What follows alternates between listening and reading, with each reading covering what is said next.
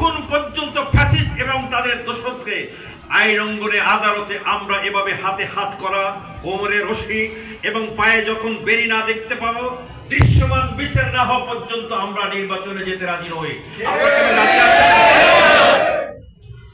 কারণ তাইলে আবার ফ্যাসিস্ট চলে আসবে।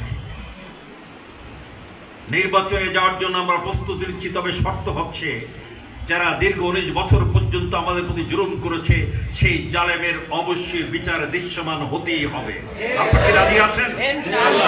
আজকের এই বিশাল সমাবেশ থেকে সরকারের কাছে আমাদের দাবি হচ্ছে অবশ্যই নির্বাচন ফেব্রুয়ারি মাসের শেষ সপ্তাহে যদি হয়, তাহলে তার আগে ডিসেম্বরের মধ্যে বিচারের ব্যবস্থা আমরা দৃশ্যমান দেখতে চাই। তারা এখন জেলখানাতে আছে, ফাঁসির মঞ্চে এখন তারা অপেক্ষা করছে।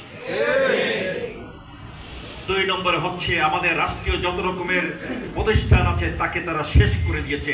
বিশেষ করে আমাদের অর্থনৈতিক প্রতিষ্ঠান তারা লুটে নিয়ে তারা ধনী হওয়ার চেষ্টা করেছিল। সংগ্রামী ভাই এবং বোনেরা, সেজন্য আমাদের বক্তব্য হচ্ছে আইন বিভাগ, বিচার বিভাগ, প্রশাসন বিভাগ, শিক্ষা, স্বাস্থ্য, অর্থ বিভাগ, সকল বিভাগের মারামত করে সংস্কার করে যতক্ষণ পর্যন্ত দৃশ্যমান হবে ততক্ষণ পর্যন্ত আমরা নির্বাচন করতে রাজি নই। রাজি আছেন? তৃতীয় হচ্ছে ভাইয়েরা আমার, ইতিমধ্যে আমরা শুনতে পাচ্ছি একদল তো খেয়ে গেছেন, আর একদল খাওয়ার জন্য তারা প্রস্তুতি নিচ্ছে। তারা জবরদখল করছে, জাতি আশঙ্কা করছে যেন তেন কোনো নির্বাচন হলে তারা আবার সেন্টার দখল করার পায়ে তারা করতে পারে। সে কারণে আমাদের বক্তব্য পরিষ্কার, নির্বাচন কমিশন যদি মেরুদণ্ডহীন হয় তাহলে সেই নির্বাচনে আমরা যেতে রাজি নই। নির্বাচন কমিশনকে মেরুদণ্ড নিয়ে সোজা দাঁড়াবার মতো ক্ষমতা নিয়ে, সক্ষমতা নিয়ে নির্বাচন করার ঘোষণা করতে হবে।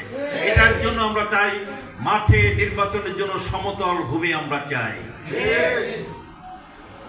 আপনি ফুটবল খেলতে গিয়ে একটা মাঠ একদিকে হচ্ছে উঁচু নিচু আর একদিকে সমতল, এখানে কি খেলোয়াড়রা খেলবে? ঠিক তেমনি করে কারো যেন সুযোগ থাকবে আর কারো যেন সুযোগ থাকবে না, এহেন অবস্থায় আমরা নির্বাচনে যেতে রাজি নই। বরং নির্বাচনের মাঠ যতক্ষণ পর্যন্ত সমতল না হবে ততক্ষণ পর্যন্ত জামাত ইসলামী নির্বাচনে যেতে রাজি না। আমরা ধন্যবাদ জানাচ্ছি আমাদের অন্তর্বর্তীকালীন সরকারকে, একটি রোড ম্যাপ ঘোষণা করেছেন।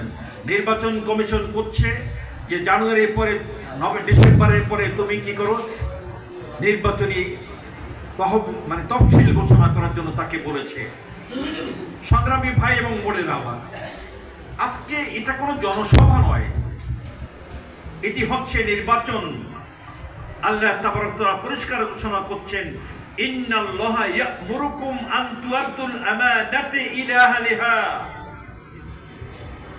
বাংলাদেশের কোটি মানুষের কাছে আল্লাহ তাবারক ওয়া তাআলা পবিত্র আমানত সুপর্দ করেছেন।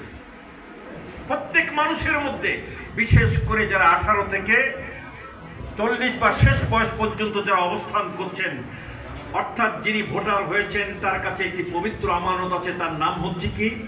ভোট। ভোটের মানে হচ্ছে মত, ভোটের মানে হচ্ছে রায়। দেশের কোন মৌলিক প্রয়োজনে যদি প্রয়োজন হয় তাহলে তোমার রায় অথবা মত তুমি যথাস্থানে স্থাপন করবে, এটার নাম হচ্ছে ভোট। ভাই